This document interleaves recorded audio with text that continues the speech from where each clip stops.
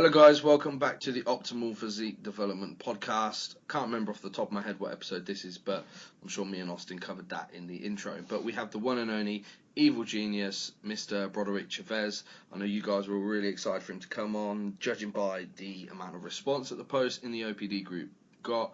How many questions? So I'm assuming most of you know who Broderick is already. I've personally followed Broderick for a long time. We've got a mutual friend in Lyle McDonald. I think that's how I found you in the first place. Broderick, and I've listened to you on a ton of other podcasts, so yeah, I was really keen to get you on here. So thank you very much for coming on. Anybody that doesn't know Broderick, do you want to just sort of give a little bit of a background on yourself? Well, first of all, thanks for having me. And second of all, I'm just shit at talking about myself. I'm me. Let's see. I am American, 46 years old. I have been involved in the world of bodybuilding and strength sports. More the first one initially, more the second one later.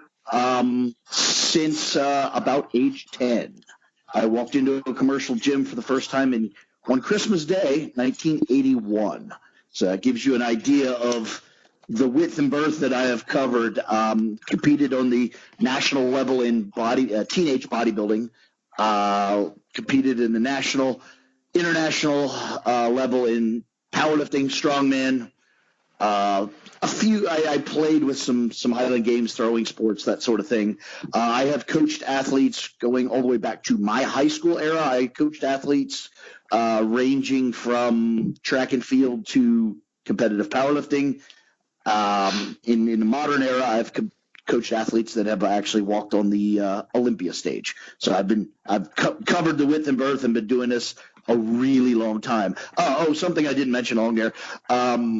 I did collect a BS in biology and a minor in analytical chemistry along the way. So there was some educational ground on top of my personal athletics and coaching prowess. So that's a real capsule version of that gives you some idea who I am. Sweet. Yeah, perfect. Cool. So we could just dig into these questions quick fire and whilst we've got you, since we've got so many, Sure. If that's all good. Bunch of questions here, some of them anonymous, some of them named. Since you guys posted them up on the thread, I'm going to say your name. I assume that's okay with you boys. For the people that ask for it to be anonymous, I'll keep that anonymous. So, first question was from Ash Morrison. What are the actual physiological long-term effects of altered HDL and LDL levels from performance-enhancing drug use? Well, I don't love the question. The question's kind of skewed, suggesting that there's a difference between suppressed LDL HDL ratio from drug use as from some other reason, and there isn't. A bad LDL HDL ratio is always bad, regardless of the vector it's come from. And by the way, there's lots of other drugs, behaviors, practices that would cause a bad LDL HDL ratio. But in general, to answer the question that was kind of asked, what's going to come of that is a much higher predisposition, a much higher tendency toward atherosclerosis, plaque buildup in the arterial walls, calcification of the cardiac lining, just generally all the bad cardiovascular things that you might dream of. That's basically indicative of a bad LDL HDL ratio. And anything you can do, be it dietary, exercise, or supplemental, to improve that is probably money in the bank towards your long-term health. Cool, sweet, perfect. Next one came from Ben Broadhurst. I don't know if you've heard of Ben. He's obviously a fanboy. No. He put, "Oh man," with many exclamation marks. So he's obviously a fanboy. Anchor compounds for strength athletes. So what are the primary compounds you like to use in a strength athlete? That's something we'll cover somewhat separately, but the way I view pharmacology and basically training strategy at large is not that this is the thing you need to take for this purpose. It's more, I look at what the athlete needs what they're deficient in, what we're trying to supplement. And then I look at the pantheon of compounds or even activities available, and I choose the ones that are most likely to fill in the gaps in their weaknesses. For instance, one strength athlete might be at heart a little skinny bastard and need size. That person's going to rely more on, say, nandrolone or anadrol or something like that, simply because if they didn't, they would wither away and be ineffective. Then the other side of the coin, if there's somebody that, they're big, they tend toward fatness, they were already heavy before they started lifting weights, that guy doesn't need nandrolone or anadrol or something like that. He simply needs anabolic stimulus. So that might be more of a primobolan masteron kind of environment. So you got to stop thinking of X drug is good for strength or Y drug is good for bodybuilding, and start thinking of this drug brings these characteristics. Do I or do I not need those characteristics? No, I like that. I really like that response. I think that's something that we've covered here before as well, the sort of biological into individuality of the situation. That's great. Next question, I say question, Austin, you get a laugh out of this. Morton posted what looks to be between 30 and 35 questions on this fucking thread. Jesus Christ. Well, I'll take the first one because it's actually pretty good. And I'll alter it a little bit. So he's asking, so let's keep this within the realm of a physique athlete. I say athlete, somebody that competes in or has large physique goals or whatever it may be, whether they're an athlete or not, I suppose it's a different conversation. But discuss the need for cruising as it pertains to sensitivity to androgens, increases in myostatin, and how to keep progressing the best way. So I guess we could say, assuming that health markers are all intact and nothing is out of line with your health at all, what is the need to take cruise periods from your anabolic use? Is it beneficial, or should you just gradually taper up and down doses as necessary throughout different phases?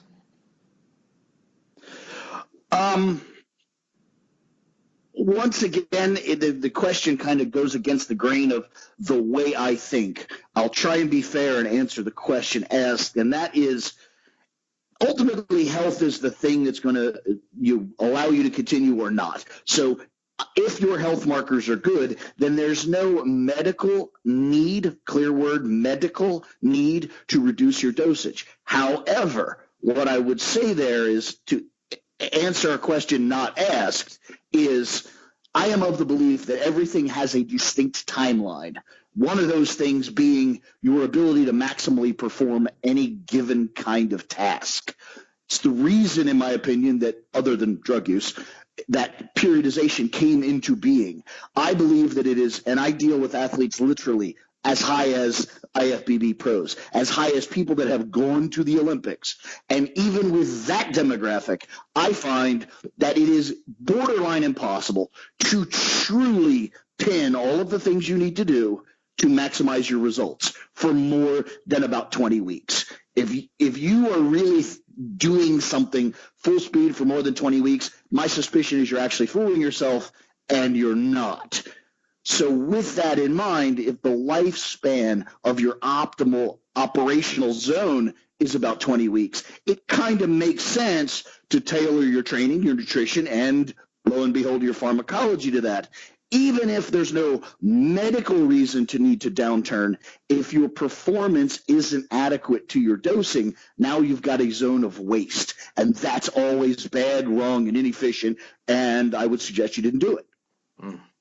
Yeah, makes sense. I mean, speaking anecdotally, like, if I could put this kind of in here, recently with clients, what I've been doing, I specifically work with people in the physique realm, and it's been like phases of anywhere between 12 to 20 weeks of kind of incrementally increasing dosages over that phase, whatever the goal may be, and then changing out somehow or tapering down dosages, not necessarily dropping down to like a TRT type cruise, but there's always some kind of moving pattern going in there.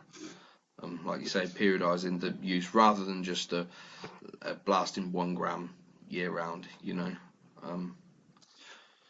so that makes sense. Yeah, and also on top of that, I also find, especially with high-level athletes, maybe a little less so with earlier stage, quote, novice athletes. But in the experience and practicality of experience, high-level athletes tend to have shifting goals throughout the year, and those also happen to coincide pretty well with 16 to 20 week cycles and arrangements. It's, when you're a novice, it might be like, oh, for the next 3 years, I just need to gain size. I need to get bigger. But once you're IFBB pro level, you might be thinking 2 shows a year. Well, the year's, only 52 weeks long. So you divide that in half. You're talking about 26-week windows. So it becomes clear that these, lengths of time become somewhat predetermined, somewhat truncated over just kind of forever. And that's, again, a lot of what I say, there's like a medical scientific answer, and then there's also but we do this all the time, and there's the practical answer. Yeah. Yeah, that makes sense. Yeah, definitely makes sense. Unfortunately, I'll jump in there and just say something because I'm a dick. Unfortunately, I think that's the reason why I don't make as much money as everybody else in this fucking industry, is because the things I say actually make sense, and then people can just kind of walk away and be like, yeah, nah, I know that now, and fuck off. And so I don't have like some kind of subscription fee associated to my shit, so it's just logical and like a one-time answer, and that's why I'm poor. But anyway, that's just... Yeah, it seems like what most sort of physique athletes would do, anecdotally anyway, maybe like the traditional gaining phase for 16, 20 weeks, and then maybe maintain for 6 to 8 weeks, and then fat loss phase for the next 12, 16 weeks, repeat kind of thing, Yeah, but if you break that down on a timeline, it literally becomes, a 16 to 20 week course of anabolics for this purpose. During the quote maintenance phase, well, that's probably TRT-ish, and then the fat loss phase might be higher doses again, but possibly different compounds or a different strategy and arrangement to the compounds. So in reality, even though there is no reason from a health or legal or any of those reasons to make changes, the reality is you're fucking making changes. So it's kind of a moot question. Mm-hmm. Yeah, definitely. Although saying that, I've pretty much been sticking to the same compounds for each phase. Well, there's no shame in that. I mean, quite honestly, I'm super open with that too. Is like literally I've been on gear since I'm 16 years old, which literally means I've been on 30 years. And at this point in my life, based on who I am, my training goals, etc., yeah, I literally use 3 compounds. That's it. That's the only, it's a TRT dose of testosterone and either masteroni, manthate, or primobolan, and that's essentially it. But it's because I've worked myself into a position where that's simply all I need to fill the gaps in what I'm doing. Like I just said, from an analysis point of view, they support what I'm doing perfectly. Yeah. Same as me, to be honest. I'll just use a TRT type dosing of testosterone, and then I'll harness nandrolone and masteron for the rest of the time. Yeah. With growth hormone and insulin. But yeah. Nandrolone brings a little bit of extra fullness that I don't really need. I'm 5'4", 235. I don't need any extra fullness. I have that in spades. I'm going to tie this into one of the anonymous questions that I got here about nandrolone. Just while we're talking about here, nandrolone and masteron.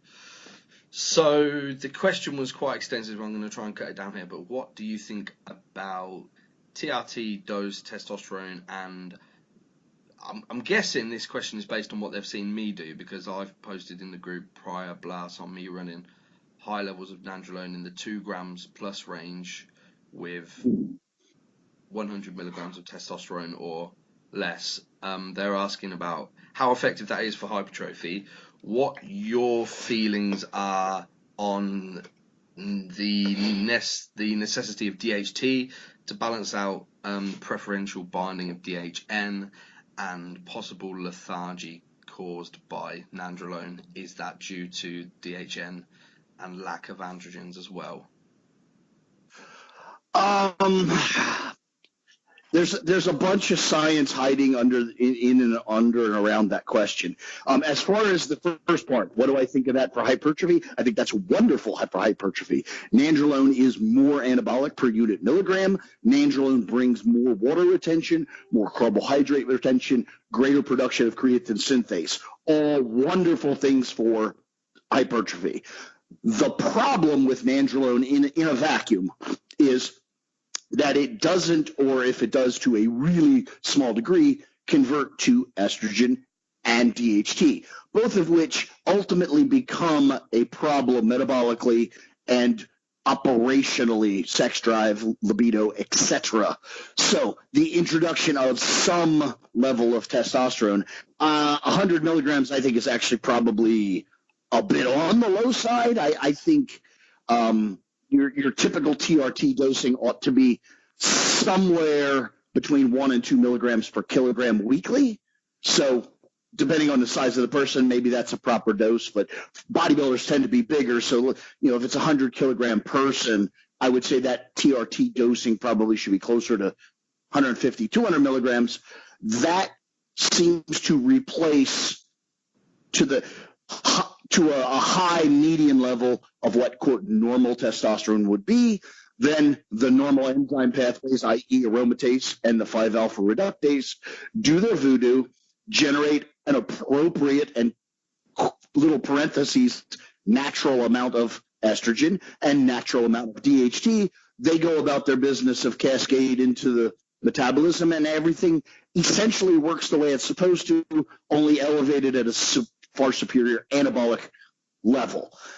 That's all nice and perfect and great. The problem is many people, I happen not to be one of them, but you probably happen not to be one of them, but many people are sensitive to some of the metabolites of nandrolone and run into problems with lethargy, erectile dysfunction, a number of those things. It's not nandrolone directly, but it's the downstream metabolites of, if you are immune or relatively immune, then the world's your oyster. You can do whatever you want. If you are sensitive to that, there's only two options. Continue to elevate the testosterone until you counterbalance those results. Enough testosterone to give anybody an erection. So, that whole like a deca dick thing is a little silly. Like under enough, mediation, and a dead person can get an erection if you fucking fire them up enough.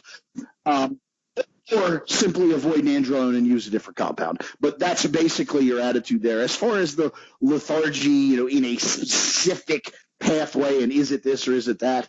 I would say no, it probably isn't. And secondly, something that bodybuilders kind of don't own up to is growth. Hypertrophy. Everybody loves to use the science word. Oh, it's hypertrophy. It's fucking growth, okay? Growth, just like when you were a child, is a very energy-intensive business. And if you are not a little lethargic, you're probably not growing at the pace you think you are. Think about how a 2 or 3-year-old acts. They fucking eat, they run around for 5 minutes, and then they sleep for 5 hours. Then they get up and repeat. That's fucking growth right there. Doubling your size every 2 years, that's growth. The pissant, kilogram or something, these guys are worried about is maybe not so much. So, yeah. Anyway. Yeah, I'm glad you said that, because I get no sexual dysfunction on any level of DECA. In fact, I ran just over 2 grams of DECA with no testosterone for quite a while, and my sex drive was great. But on my growth phases, I get tired as shit. But I always just put that down to growth hormone. No, it's even in the growth hormone scenario. Yes, it has a burden on insulin, and there's a lot of reasons. But at the same time, systemic cellular growth is expensive, and your body only has so much resources to spend, and one of the ways it reallocates those resources is to reduce your activity. You lower your NEAT, lower your overall metabolic activity, because a whole bunch of energy is now getting shuffled over into this, unknown pathway that is growth.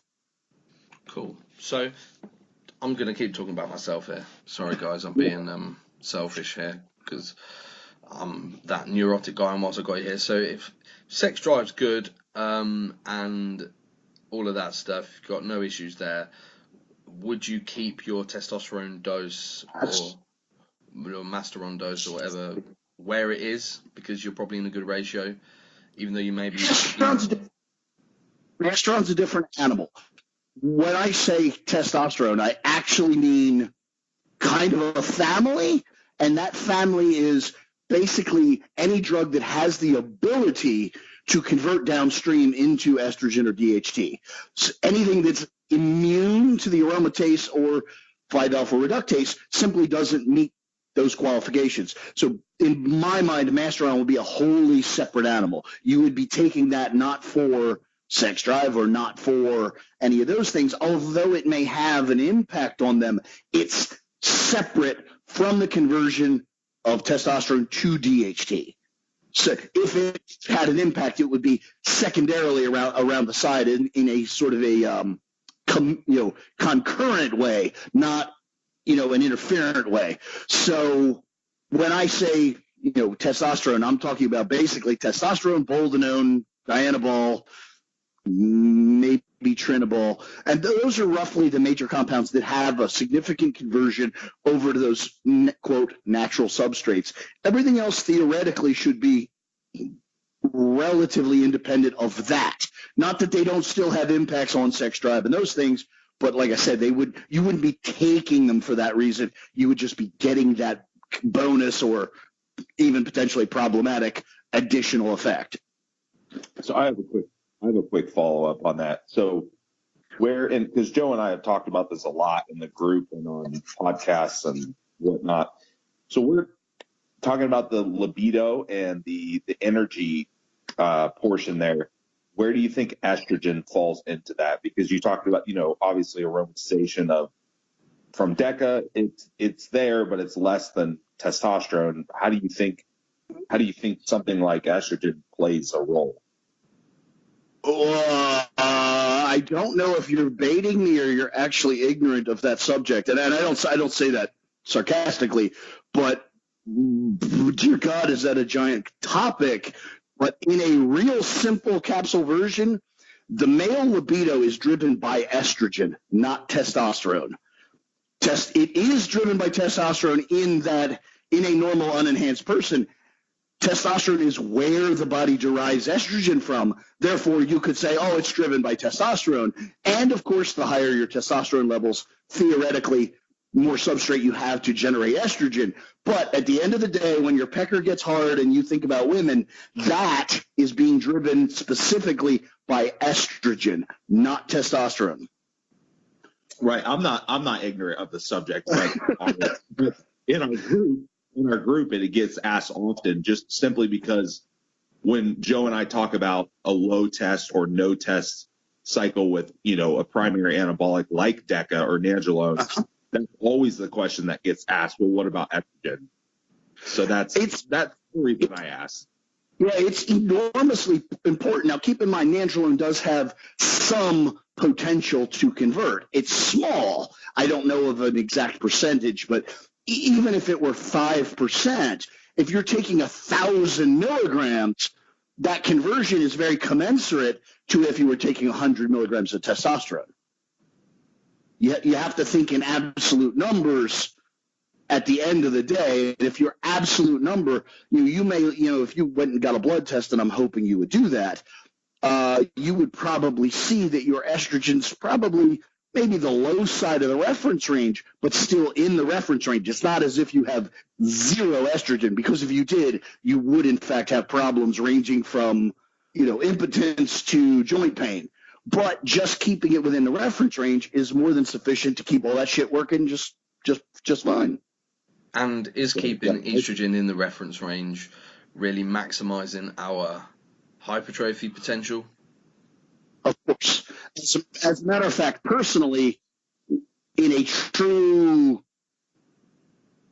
maximization of hypertrophy, and in an environment where gaining size and strength is the only thing on the table, and we're not really worried about cosmetics momentarily, I would actually monitor blood work and allow estrogen to climb basically either until side effects begin to manifest and then we pull it back, or until it's just like, holy shit, that's just fucking high enough, and then pull it back. But that holy shit number is literally probably like, 3 times the reference range.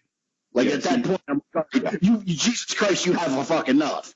But again, estrogen's kind of like, hookers and lawyers. More is just better. It just is, right up until it becomes a problem. Cool. So let's say an individual's, sorry that we're going off on this, but I'm finding this really interesting. Let's say an individual's running 150 milligrams of testosterone, a gram of nandrolone, and 500 milligrams of masteron. Would it be a good idea for them to incrementally increase the testosterone dose over a period to see at what point their estrogen starts to exhibit side effects, and then pull it back a bit before then, know that that's their breaking point? Well, yes, it would be beneficial. However, I will caution you on this. The problem with that is, and I may quote professional and I quote expert, I'm a lot of things, but the reality is even I have problems with that because it's the perfect point, the breaking point, it's the sweet spot, whatever language you want to use to describe it, right then. Unfortunately, there's so many factors in play. The exact perfect 300 milligrams now might not be 300 milligrams later when you're, for instance, leaner, because the aromatase enzyme is actually manufactured in adipose, so the volume of fat you have in your body can wildly influence the volume of aromatase enzyme. And I am the opposite of that, is if you get fatter, now you have a greater reservoir of aromatase, and there's also the volume of aerobic activity you're doing in there, and even synergy with other hormones. The introduction of growth hormone, insulin, IGF, etc., can affect estrogen metabolism and the way other tissues respond. So it's not as simple. Well, it is as simple as that, but it's not like it's just like a one-time dipstick test where you're like, oh, your 300 milligrams is my number. It's your number right now, not forever. Right. So it could be something that you titrate up and down based on sort of biofeedback, possibly. Absolutely, 100%. And to me, it's on surveying the athlete, getting their feedback on do they have any side effects? Are they not sexually driven, et cetera? And then comparing that to blood work. And those are the two values that I use to decide where these things should be moved to, if at all. Cool. That gets me thinking, because that's exactly what I'm doing now, but rather than incrementally increasing my testosterone, I would have been incrementally increasing my nandrolone or my trenbolone use, maybe. Fuck, I hate that stuff. What's that? Sorry. It just fuck, I hate trenbolone, but it's just before, yeah. It's natural reaction I have. I'm sorry. But yeah, rather than pushing my testosterone, but maybe that's something I should look into, because I haven't got any estrogenic side effects at all at my current testosterone dose. At 100 milligrams, maybe I could put it to 200 for that extra estrogen and see how I feel. Right, and then also with that extra estrogen, what I would expect is to see a little bit broader spread between your LDL, HDL, maybe some other markers, your inflammation markers, your A1C, some of those other things will likely improve a little bit, because that's some of the wonderful benefits of estrogen. Something people fail to recognize, other than the fact that women are considerably smarter than men, women live longer than men, and the major reason, other than their not being so fucking stupid and reckless, is they have a pro estrogen metabolism, and that's very cardiovascularly preservative. Women have a much lower incidence of death by heart attack simply because they have estrogen. Interesting. Yeah, because up until now, I've just been running the nandrolone, trenbolone, masteron, and testosterone, but my masteron and testosterone never changes. I only modulate around that. But that gets me thinking. Something I like doing is pushing up the total milligrams over the course of a blast. So sure. That gives me a thought to push up the testosterone at some point and see how I feel. Yeah. As a rule, I'm very pro reduction of testosterone, but that's because, again, and I'm speaking from perspective of I'm American in America. We have assholes walking around taking 5 grams of testosterone and nothing else. Like, in that context, that's too goddamn much. But I mean, if you just, you being any jackass off the street, roll into your doctor and find you need TRT, they're going to give somewhere around, like I said, 1 to 2 milligrams per kilogram weekly. So, I mean, literally by the medical books, not that they're the grail for sports pharmacology, but literally by the medical books, you're literally hypotestosterone in the environment you've developed. Now, not to say it doesn't work, and I'm not even criticizing it. I'm just pointing out that medically, you're probably slightly hypotestosterone. Yeah. It is less than my actual TRT prescription that I use, but but my point is made. Now, like I said, that doesn't mean you need more, but you might find some benefits hiding in some more. Yeah, and the goal is hypertrophy at all costs. Basically, I don't really give a shit about anything else. So maybe leaving the tren alone and just pushing the test and possibly the nandrolone up as we go is better. Okay. Very possibly. So how high would you go with testosterone then, assuming somebody's getting no side effects? Well, it's not really. Well, actually it is. Okay, I almost lied to you. Really, the thing that I measure more than anything is the estrogen value. However, what that typically means, again, in real world, there's a difference often between the sciencey geek answer and practical application. And what I find in practical application is 500 milligrams a week of testosterone seems to be the cap, no matter who you are. More than that, it starts to become problematic. Anything less than that is the zone. Personally, I can go up to about 500 milligrams for pretty extended periods, like, 30 weeks, without seeing my estrogen creep up into what I think is the danger zone. Now, that, to be fair, most of the time I keep it down around 300, but I can go that high for extended periods.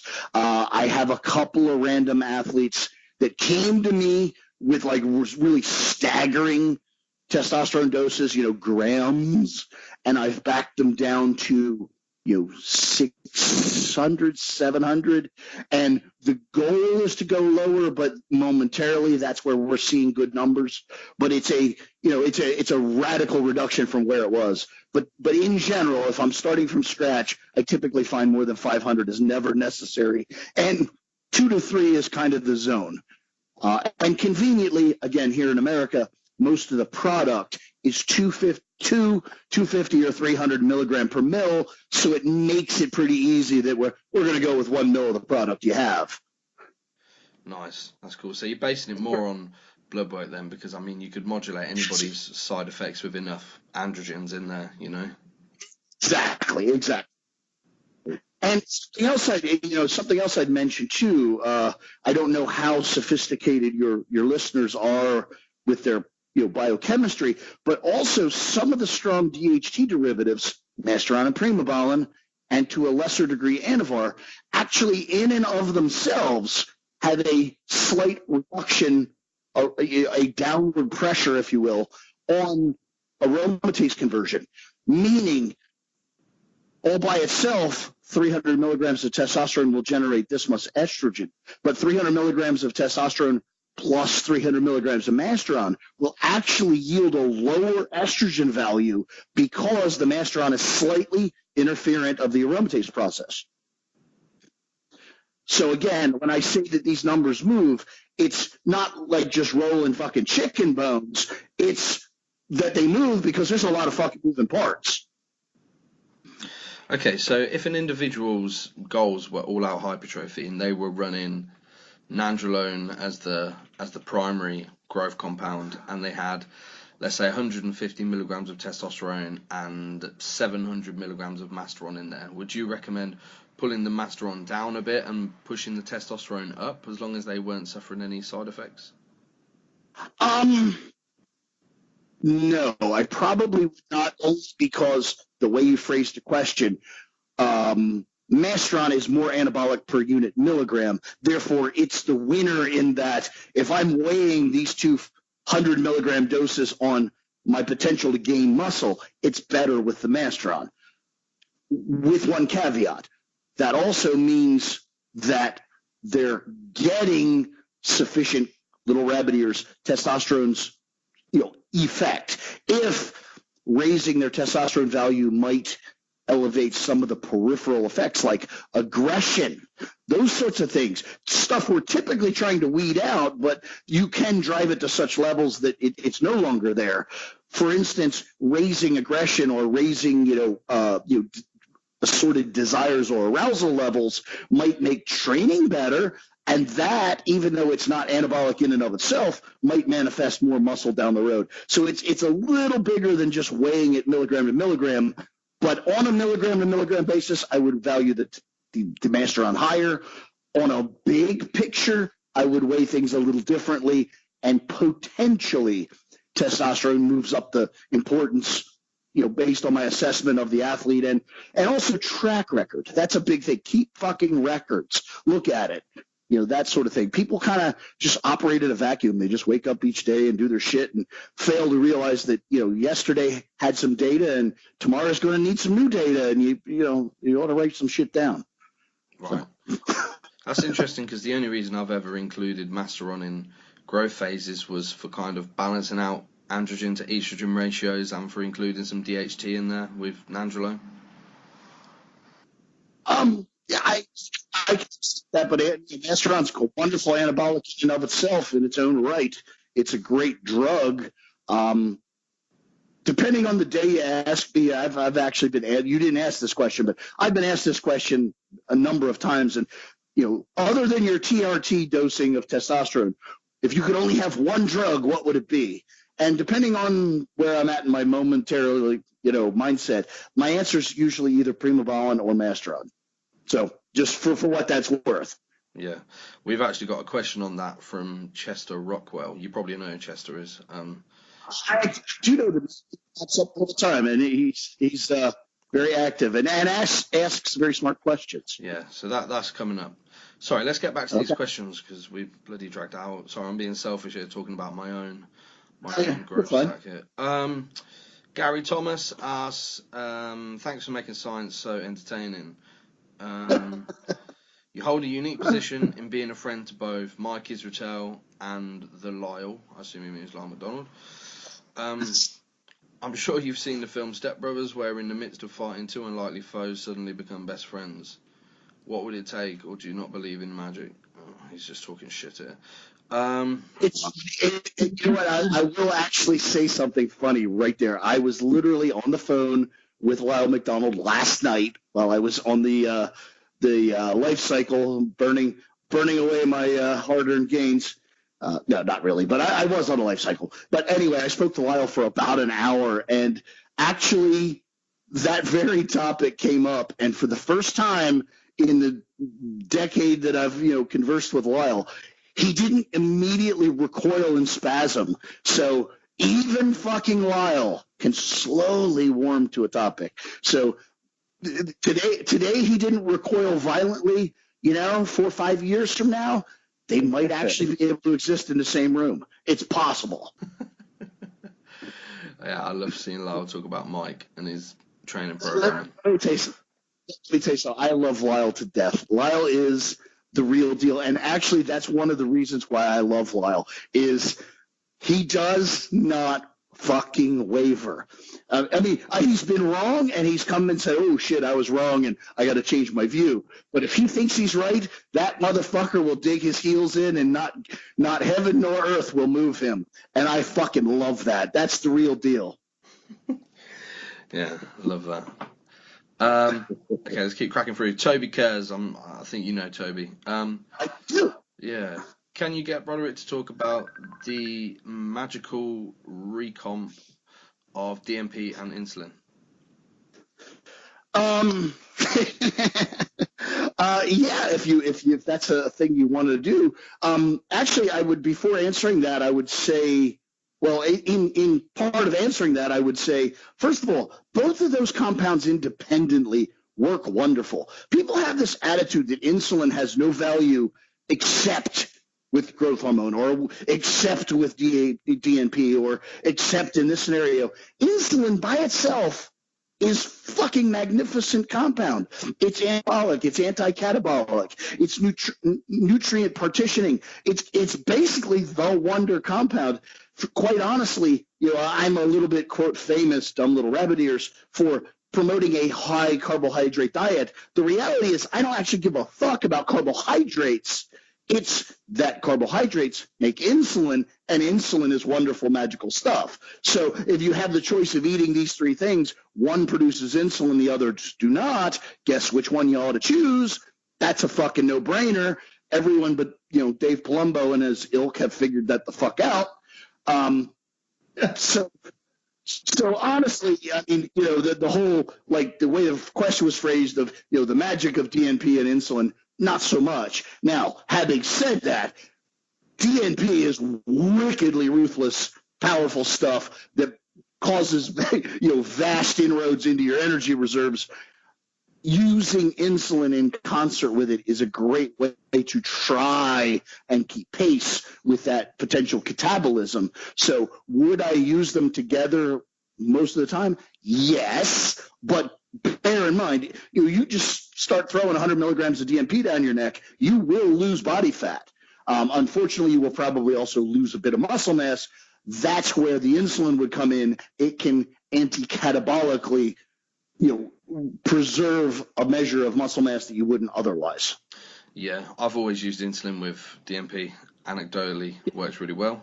I always ran it like, so I'd have 2 larger fasting periods where I'd use growth hormone, and then my sort of feeding window would be peri-workout, and it would be high carbohydrate, and I'd use like a log analog. So, yeah. Sure. Always work well. Next question from Chester Rockwell. He's going in a bit here. He seems annoyed. Actually, and then in capitals, explain why Masteron is the ultimate off-season growth anchor compound instead of spouting nonsense about protein expression and flexing your arm. Further to this, discuss your entire off-season growth stack design if it is not Masteron exclusive. Well, as I said earlier, it's what I think is appropriate to fill the gaps in that particular athlete's needs, and that's not always Masteron. However, to be fair, and I'm not sure exactly, where this question is or if this is the answer they're looking for, but to be fair, at this point in my life, most of the people I coach are strength athletes, and Masteron is a magnificent compound for strength athletes by virtue of the fact that essentially all it does is elevate protein expression. And that's what strength is all about. Most of the time, strength athletes are not looking for vast elevations in mass. They're looking for contractile force, torque production, etc. That is all about contractile protein expression. That's where high derivation DHT drugs come from. So I'm not sure if that's the answer they're looking for, but that's how I would answer that, I think. Masteron has a really high anabolic index, a very low androgenic index, has a relative low influence on water and carbohydrate retention. So if you're working within weight classes and you're trying to gain strength without gaining an awful lot of muscular size, that seems like an obvious choice. Perfect. Cool.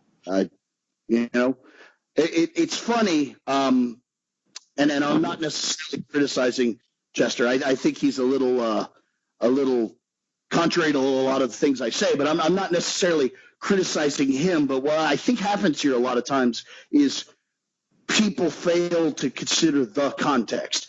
A lot of times when I say things, I'm not necessarily talking about the genre that happens to be in their head. I'm not talking about an IFBB pro or this thing or a bikini athlete or that thing. And simply because they are that or they are thinking that, it can make the conversation very awkward. So So maybe for someone like an IFBB Pro, you'd be looking at more of a nandrolone base.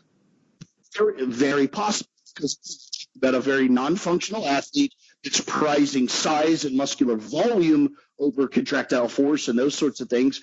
And absolutely, it might be a scenario where that is not the ideal compound, or not necessarily the primary compound. Probably would still be involved, because at the end of the day, lifting weights probably should result in some high quality protein expression, but it clearly might not be the fundamental compound. Sure. You know what? I'm actually glad you mentioned that, the DHT drugs for strength. I had that discussion a while back. I work with a couple, not currently, but I previously a couple elite powerlifters, and they were a little bit older, and I think that they were just probably had been under the impression they did high test, high anadrol. That's what they did. That's what the guys at the gym did. But the weight class was an issue. We had a lot of success with Masteron, and they were just blown away by the strength progress that they could make on a quote unquote a drug that they saw as a bodybuilding drug or a cutting drug. So I'm glad you brought that up. That's funny. I don't know. That's just the strangest thing. It's I don't know how, again, sophisticated your listeners are, nor do I know how long their memory is. But being 46 years old and having started so young, I'm kind of older than I actually am. Like the people that I was introduced, that introduced me to pharmacology and what have you, were old already in the early 80s. So it's kind of one of those things where I kind of grew up in a household older than the era I lived in. And my point is that, what's the quote appropriate drugs for these various sports has changed radically over the years.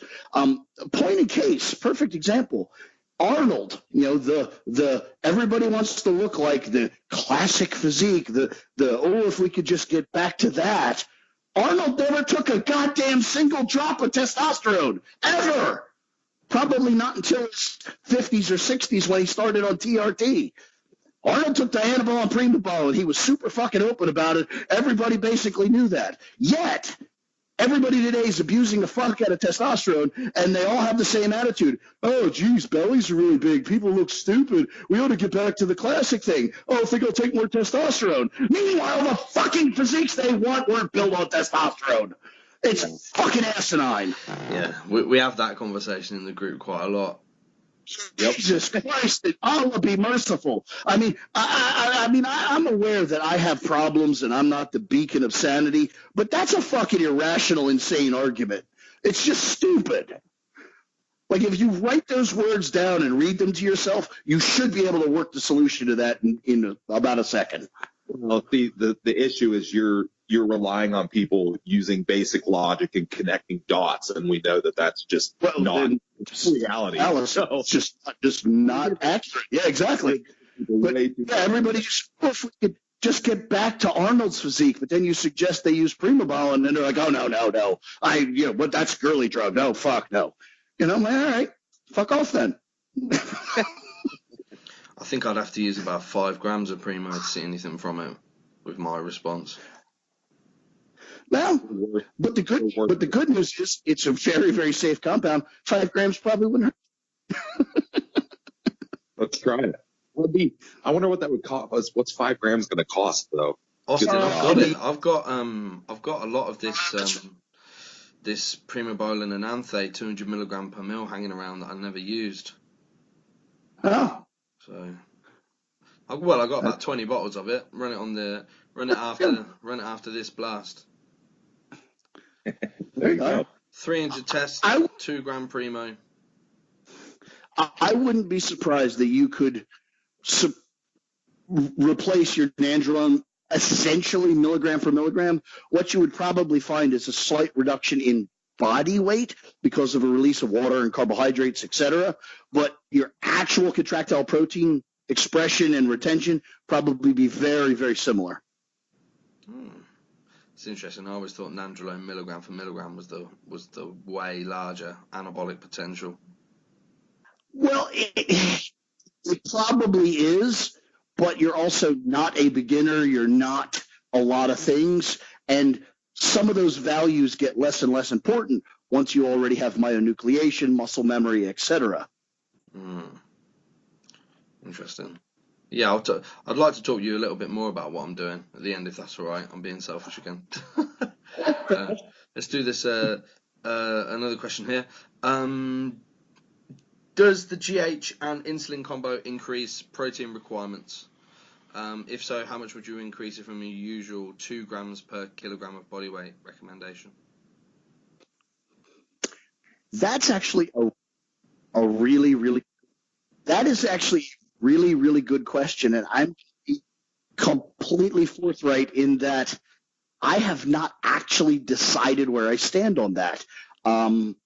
As far as anabolics go, it's actually the opposite of what most people think. The more anabolics you take, being sex hormone, androgen-driven anabolics, the more you take, the less protein per unit body weight you need. With peptides, growth hormone specifically, the information that I've read, the data that I've read is very conflicting. And it's largely conflicting because most of those studies are not put together with the intention of bodybuilding or even sports. They're mostly done in therapeutics, geriatrics, etc. And I'm having a very hard time ferreting out that information. It's actually something Lyle McDonald and I have chatted about. And at the moment, we're kind of content not raising protein predicated on that use, but yet the escalation of anabolism suggests that maybe it's relevant. So the honest truth there is I've not yet decided. It might be good insurance to bump up protein intake somewhat, but keep in mind, somewhat is not the stupefying fucking numbers people run to. Like literally, if you talk about the difference between 2 and 3 grams per kilogram, for the average person, that's 100 grams. That's not much food. So it's not like a enormous window. And 100 grams of protein is pretty easy to find when you're eating 2, 3, 4, 5,000 calories a day. But to be fair, to answer the question, I've not yet really determined what that is. And I've gotten a lot of conflicting thoughts, ideas from people that I know and respect, not just from, fucking internet yahoos, from biochemists and that sort of thing. So as far as I stand on that, the jury's still out, but it's a fucking great question, and it's good to know people are thinking about that. Yeah, I think that's because me and Austin spoke on it previously in another podcast, and we were kind of postulating that anabolic use likely reduces the protein requirements, as you said, due to the increased efficiency of the assimilation of protein. However, I sort of imagine the addition of growth hormone and insulin and how largely their synergy relates to intracellular amino pools and things like growth hormone increasing the transport rate of leucine and things like that, and decreasing the rate of oxidation of leucine. It makes me think that there probably is a benefit. It is completely conceivable. That's not a. I have no direct argument other than I also have no direct evidence to support it. Yeah, well, it's something me and Austin have been experimenting with myself up on a lot higher protein intakes than previously, running like a high Lantus with nearly 500 grams of protein at the minute. I'm probably topped out there, to be honest. That's probably way more than I need.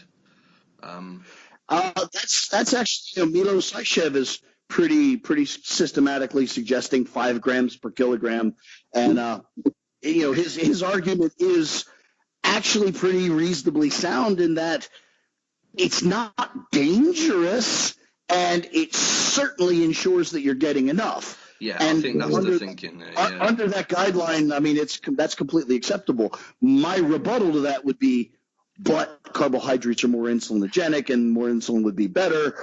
But if you're also talking about using exogenous insulin, that argument's a little bit of a wash. There so we go. Yeah.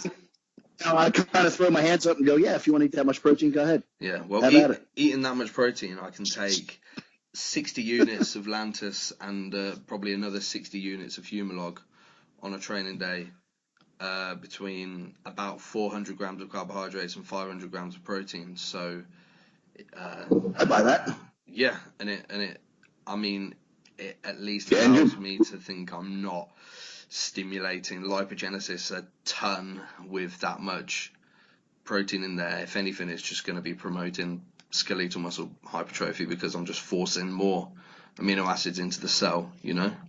Yeah, I mean, the probably the worst possible outcome in that scenario is you driving the body to do a couple extra metabolic cartwheels via, gluconeogenesis of the, simple amino acids and that, deamination and all of that exciting biochemistry. And again, there's no real danger in that. It's just potentially driving a few extra waste products. It's not a big deal. Yeah.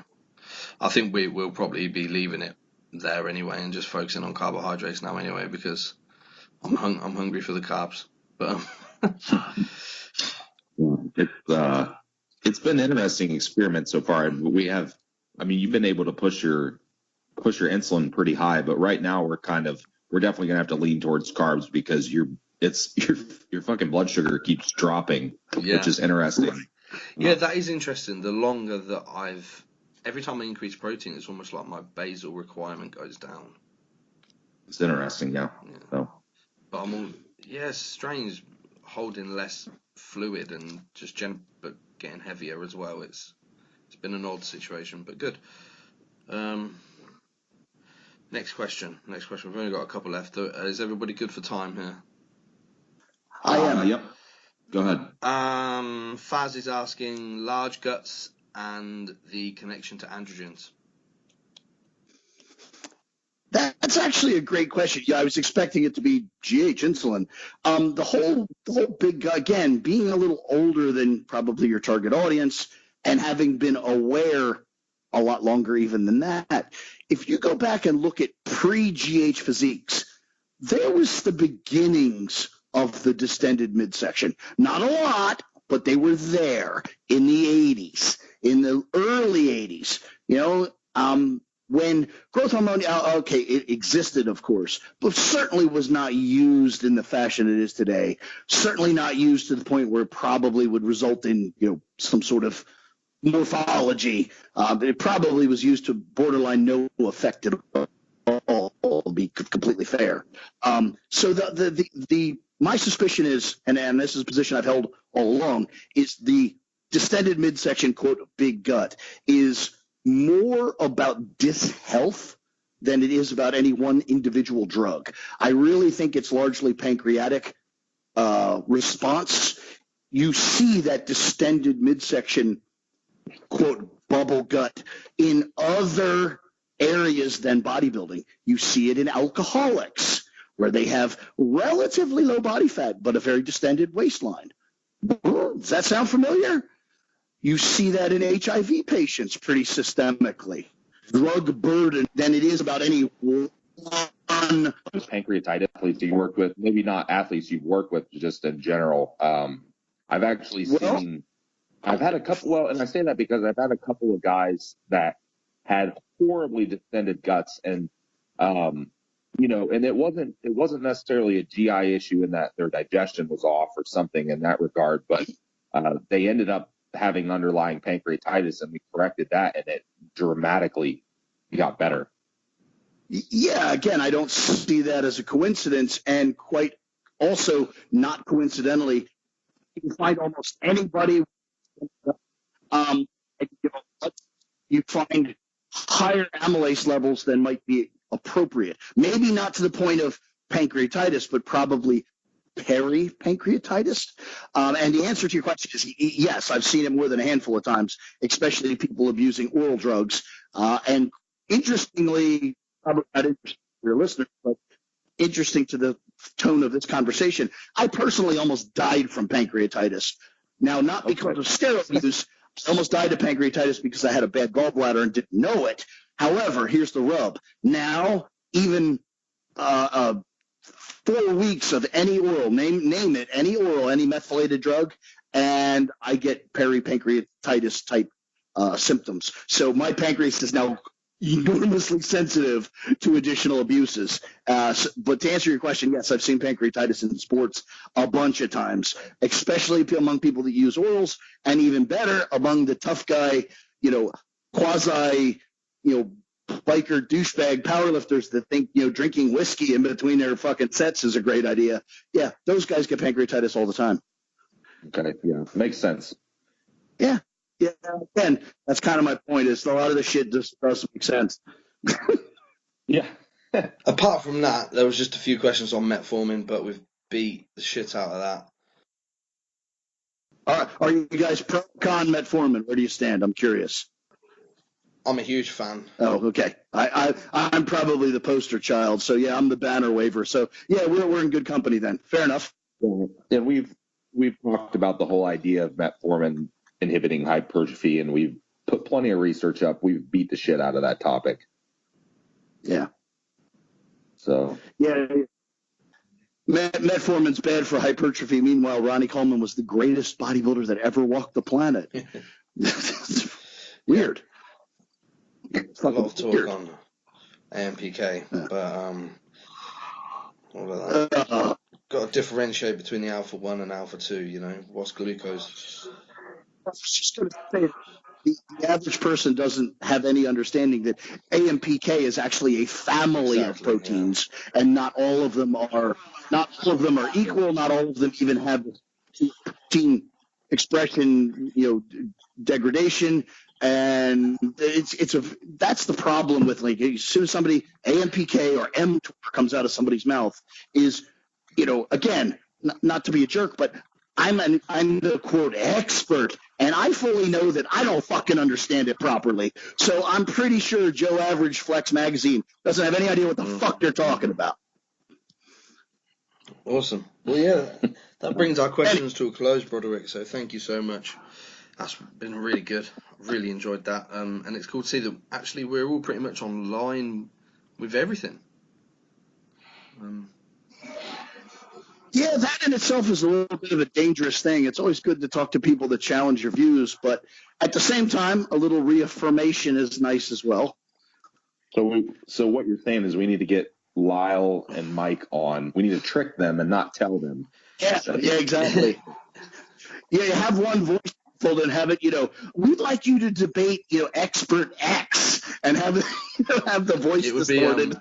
It would be Lyle like raging emotionally at Mike, and Mike sitting there doing his really calm retorts with the backhanded jokes all the way through. Again, Mike's a good friend of mine, so let me tell you a little secret about Mike. Is the more relaxed and nonchalant he is about his responses, the more upset he actually is. That's his emotional defense mechanism. He gets incredibly, docile and calm when he's under stress. He doesn't actually get very animated until he's relaxed. That's brilliant. Cool. That's funny. All right, brother. Thank you. It's been perfect. We'll close it off there. All right, guys. Thank you very much for listening. I hope that you enjoyed the interview / Q&A / discussion with the evil genius himself, Mr. Broderick Chavez. If you guys want to hire Broderick or get in contact with him or just check out his other content and material, then all of his social media, website and email links are in the description box below. So if you're on Facebook, that's directly below wherever you're seeing this. If you're on iTunes, it's in the little click down, drop down box. While you're there, please leave us a review. That would mean so much. Let us know if you liked it, if you didn't, why you did or why you didn't, and we will know how to improve on our podcast in the future. So, quick thank you to our sponsors before I close off, because they are who make this podcast possible every week. So, firstly, Mediphorm Site Enhancement, the original and still the best hyaluronic acid based site enhancement product in the world. They've just got their new rapid loading product over to the UK and EU. I think there's 75 bottles over here, and pretty much all of them have sold out at the time of recording this, which is about 5 minutes before uploading it. So if you guys do want to try out the new rapid loading formula, which I believe is a high concentration and allows you to load the hyaluronic acid into the muscle fibers faster than with the original. So the idea is to use the rapid loading and then swap over to the original so you get the binding effect of the hyaluronic acid faster, then do get your orders in at www.mediphorm.com.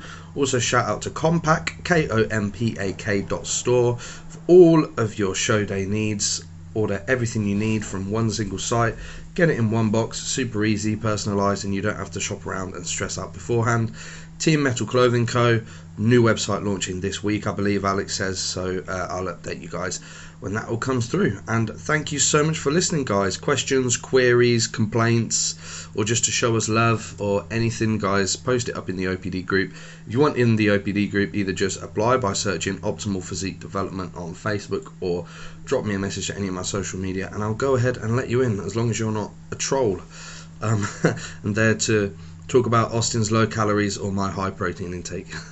Okay, thanks for listening, guys, and I'll catch you next week.